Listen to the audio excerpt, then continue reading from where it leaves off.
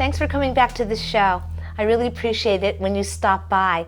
Today, I have a great guest. His name is Jeffrey Grant. He has a most interesting story. It's very inspirational. I met him online on LinkedIn, and I was sort of stalking him for a while and watching his career evolve, and lo and behold, I got him here. His name is Jeff Grant. He was an attorney, and he's also a minister, and he has an organization called prisonist.org. Okay. Hi, Toni. I'm so glad you're here. Yeah, thank you for having me. I know it's always a little bit, I don't use this word lightly, surreal, when you meet somebody that you've been sort of researching, yeah, and all of a sudden they end up on the show, because that's my objective, and I really appreciate you coming. Yeah. So I know a little bit about you. I know probably more than most because I've been sort of following you for a while.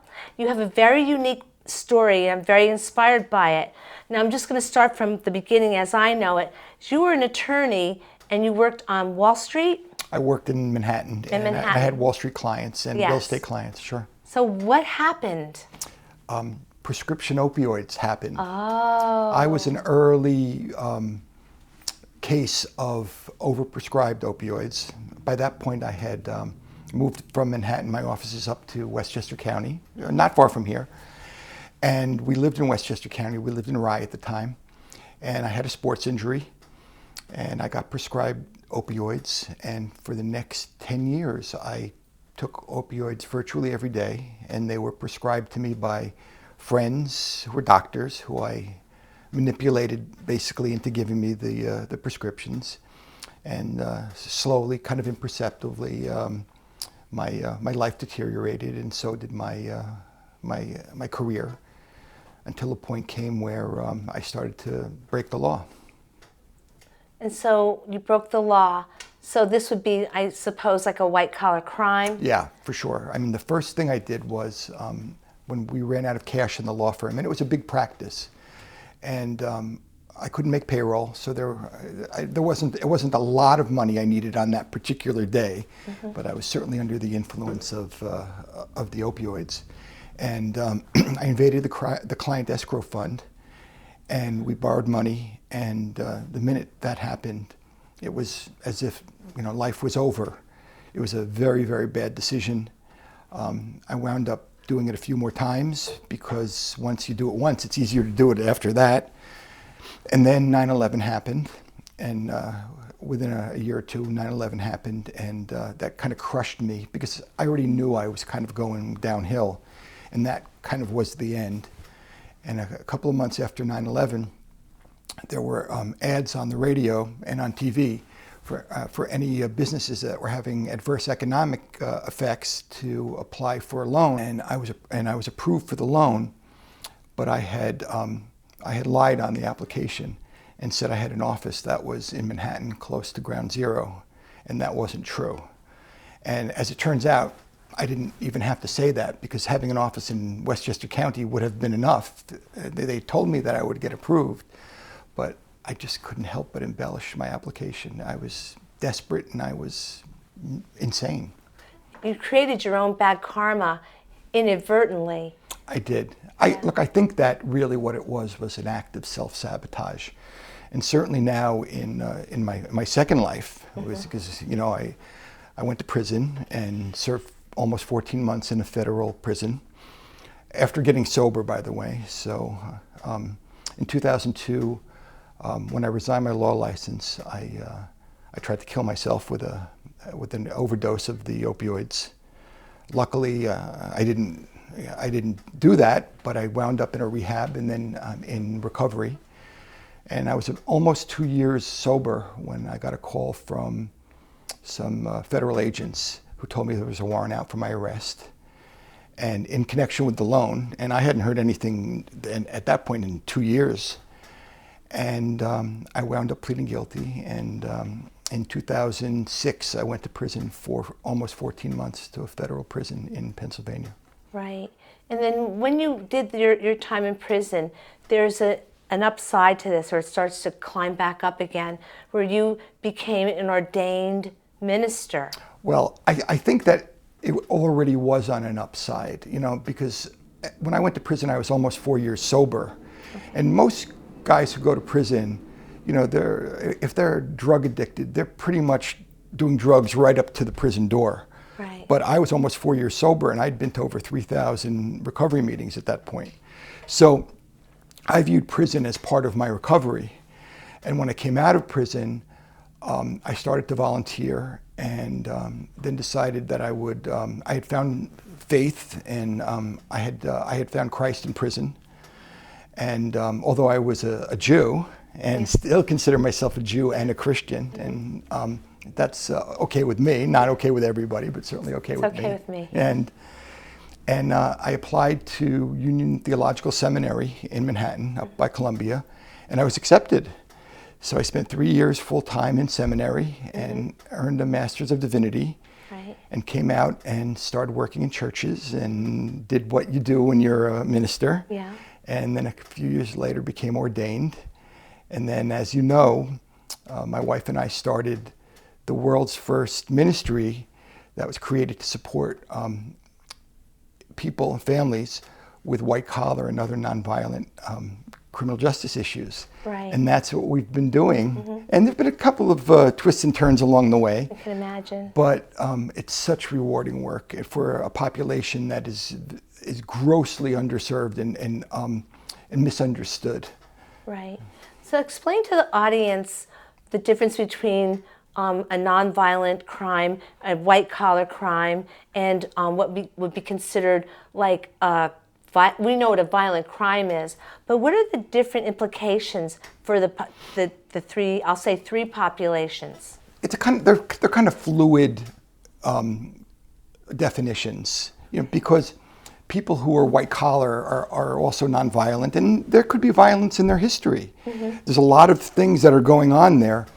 The reason we chose to create a ministry that was specific for white collar and nonviolent was, one, because I went to prison for a white collar crime, so it affected me and my family, and we understood that. Yeah.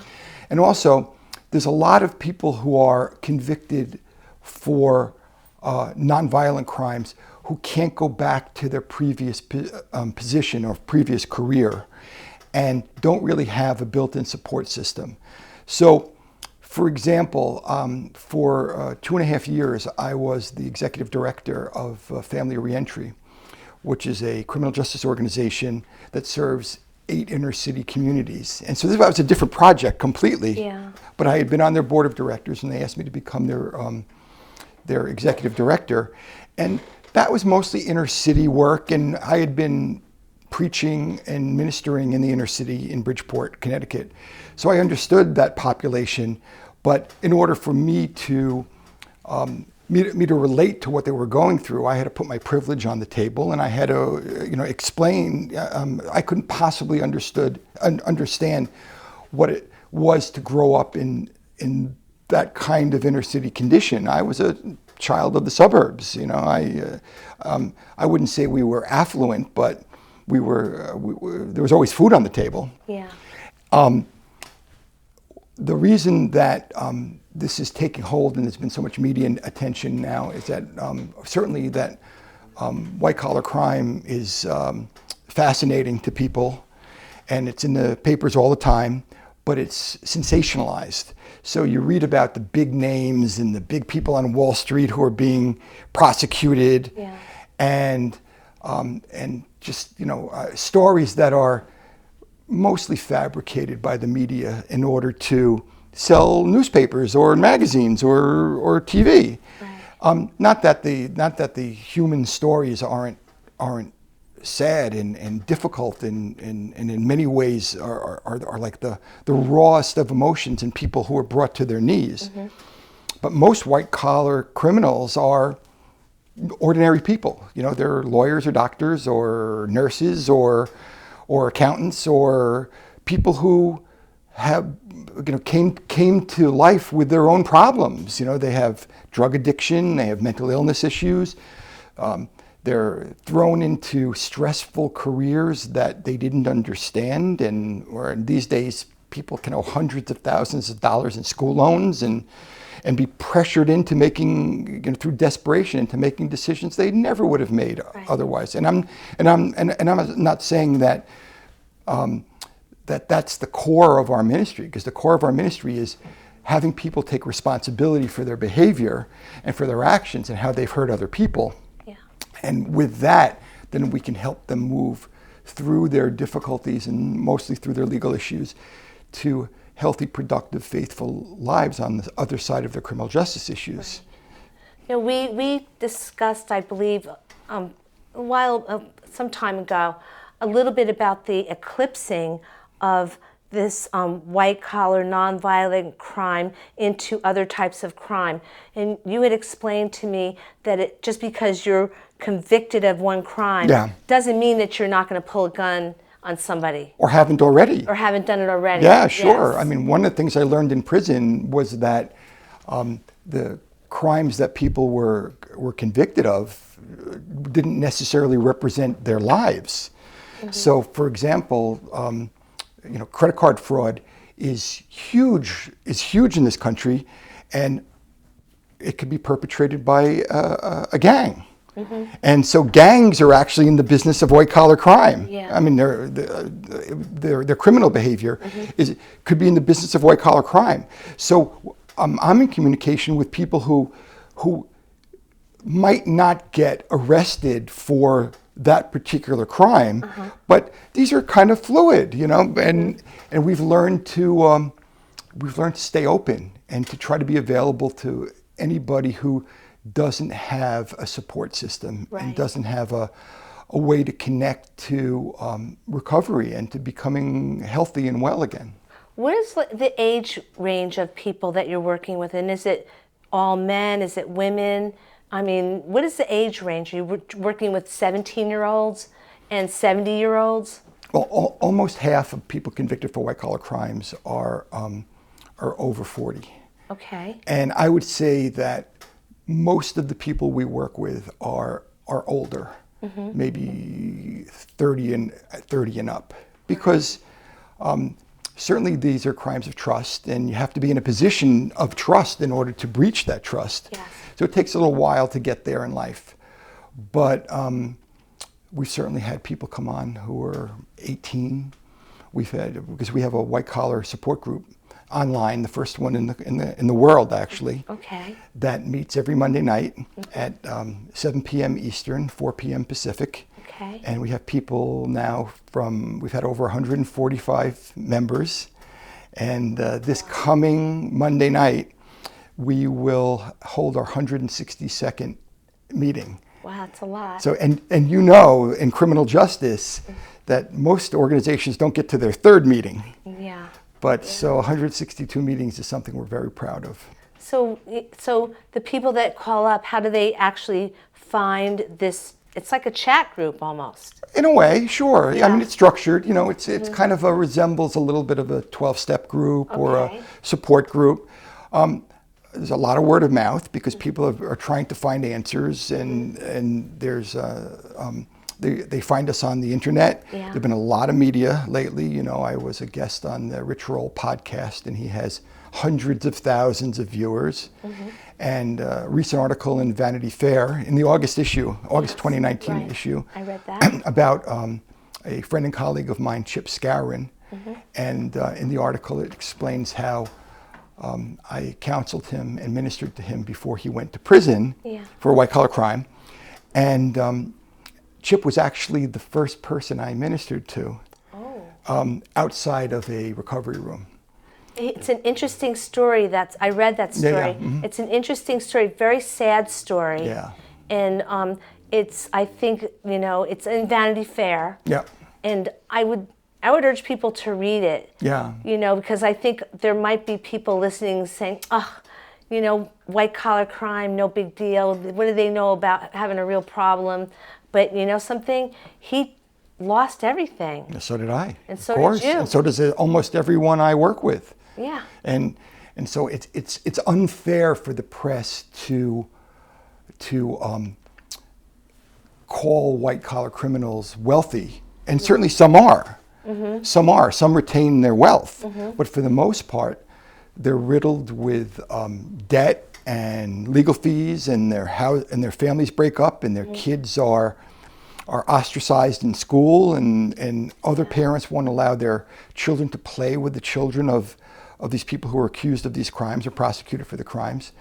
And then the way that they are sentenced, according to guidelines, is kind of disproportionate to the level of most of the crimes. And certainly mandatory minimums and sentencing guidelines issues are a problem for every type of crime.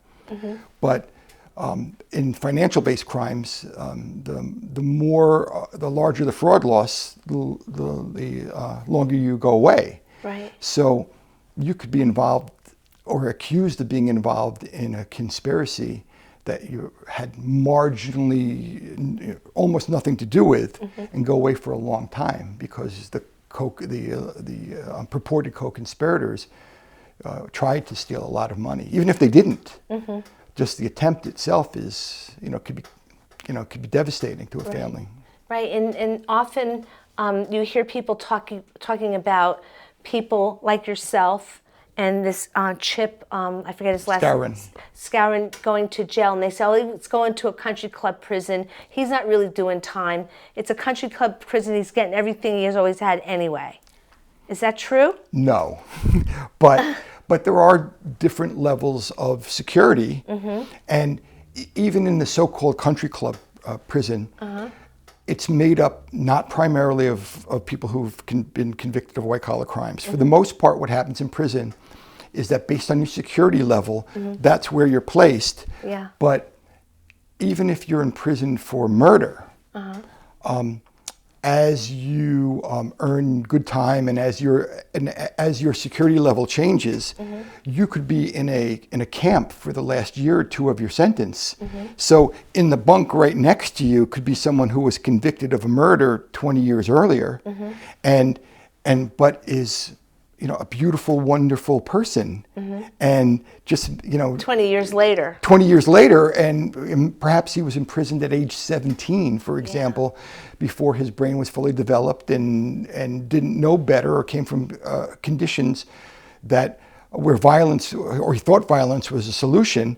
And now he's 37 years old and has rehabilitated himself in prison and could be in that minimum security.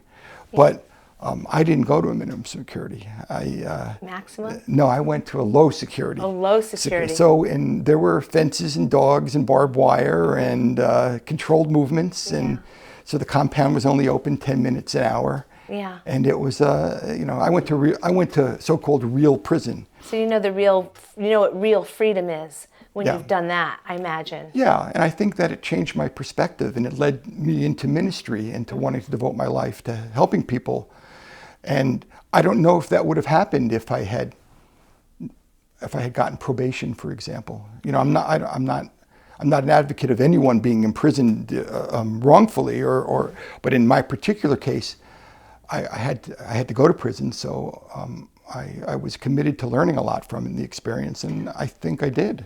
What's it like to make that change? Is it like a bell went off in your head, and you said, "Oh, I'm going to be a minister," or was it some kind of love you've always felt in your heart? Is it something that happened because of your crimes and being convicted? It's a day-by-day process of trying to overcome all kinds of obstacles and just move in any direction that kind of allows. I would say that on most days, my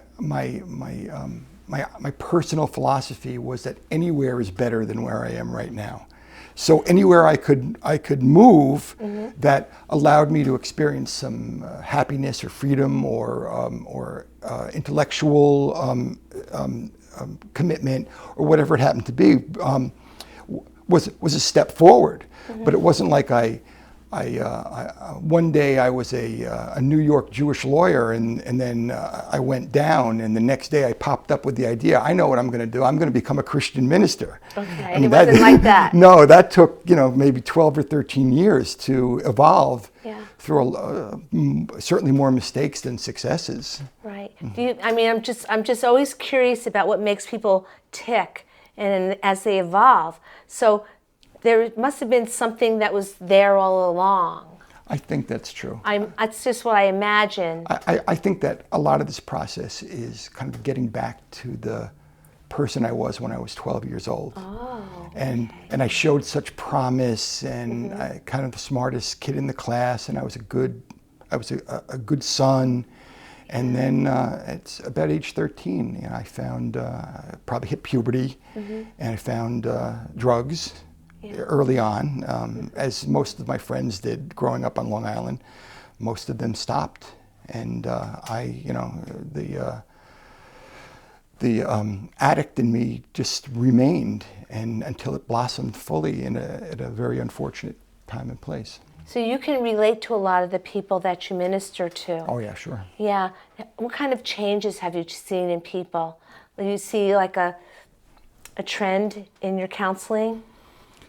Everybody who goes through a criminal justice issue, or an alcohol or drug issue, or a mental health issue, everybody's transforming all the time. Yeah. Okay. And the question is it being done in a healthy, systematized way? And I would say that most people that we work with, it's been over 300 now, are moving from a material way of life to a spiritual way of life. It's one of the reasons that we founded the Center for Ethical Training and Transformation, was basically to structure it's kind of an ethics rehab. Okay. Yeah, which is different because you've heard of a drug and alcohol rehab, Yeah. but this is a rehab for ethics, and people are connecting with it, and they're coming to us, and we're helping them through some tragedies. So what is the fallout with a family when these kind of tragedies happen to someone like Chip, for instance? I mean, you have a family that's used to being supported by you, and I imagine taking for granted some of the amenities that come with someone, or what do you call it, a patriarch, let's say, head of family, that is such a good provider, and then suddenly it comes crashing down. Oh, well, it's a complete change of life. It's devastating, and the fall from grace is not just spiritual; it's literal, because you're used to a certain way of life, and much of it unhealthy, but still that's the life you know, and then to have an opportunity to reassess the definitions of what it is to be rich and what it is to be poor. Yeah. Because I didn't invent the concept of a rich being a spiritual life. I'm pretty sure 2,000 years ago or so, someone in Israel came up with that. Yeah. But for me, it's real, because if I didn't have a spiritual life to turn to now, and a way, and dedicate my life to helping people, I'd be lost. Right. It's a calling, obviously. It is a calling. And it's always been called that. I'm very, I admire you for coming so far, in your life. Because, I think many people have seen things like this happen to different people in different areas to different degrees, and watched what people go through. It's not an easy thing to just turn your life around, because it's not, as you said, it's not automatic. Now, the article in Vanity Fair, I'm wondering if that actually might have come through some connections that Chip had actually had from before. I don't know the answer to that. All I know is that the reporter was doing an article on Chip, and I think what he researched was he researched people who were practicing in the white collar area. Yeah. And he got my name, and we got your name. Yeah, and we had a good interview or two. Yeah, yeah. I know a little bit about that particular end of the media business. Sure. In print, and I know when someone in print media decides to interview you, it's a different ball of wax. Yeah, sure. It's a really good thing. So, being that now that you're basically re-evolved, do you like exactly what you're doing now? Do you have other aspirations in your ministry? Only to help more people and to scale it in a way that's respectful and careful and allows us to stay grounded in the helping of people. Yeah. I certainly have no interest in making the same kind of mistakes I made in the past. Yeah. So as long as we're actually helping people and we think the work is reverent and good work, then I'm doing exactly what I think God's called me to do. That's beautiful. Yeah. So how can someone get in touch with you if they need you? On our website, Okay. prisonist.org, like feminist. Okay, prisonist. Prisonist.org. And everything's there, a lot of content, information, and it's mostly criminal justice oriented, but certainly anyone who has a drug or alcohol problem or a mental health issue, and it has some overtones of the criminal justice system, please reach out to us. Yeah. Our support group on Monday nights is free, Okay. no charge. So Okay. it's not often you can get free help these days. That's true. But it's the best part of my week. Yeah, that's beautiful. Yeah. It's the best. There must be a lot of reward in knowing that you're actually helping people. Yeah. You know, rise out of the ashes like a phoenix. Yeah. I wax poetic. Forgive me for that. But, you know, it's just that's what image comes to mind. Sure. I think it's like a really beautiful thing that you're doing this. And I know that I believe that people that are watching this particular interview will be tremendously inspired. Thank you for giving me another shot. I did you once on the radio. That's true. I did, you know, and I said, you got to come and you got to come here to this audience. You're just such a beautiful person, and I've been watching you for some years on LinkedIn, and you're the real article. Well, thank you, You're the Toni. genuine article. You're the real article too. Well, I'm just a chick from, it's a little girl from Mamaroneck, New York. That's it, you know, that just used to sit in the graveyard and play, literally. I did. I used to sit with my cousin. We used to sit in the graveyard and hang out, you know, but digress. Oh, I'm not a weirdo like that, but, you know, little kids don't. We're not afraid of anything.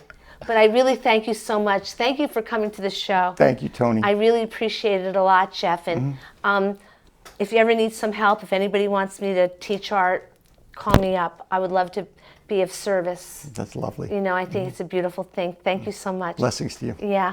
Thank you so much, audience, for coming. I love you guys too. And as you know, I love this job because I get to meet great people like Jeff. And come back again soon, okay? Bye.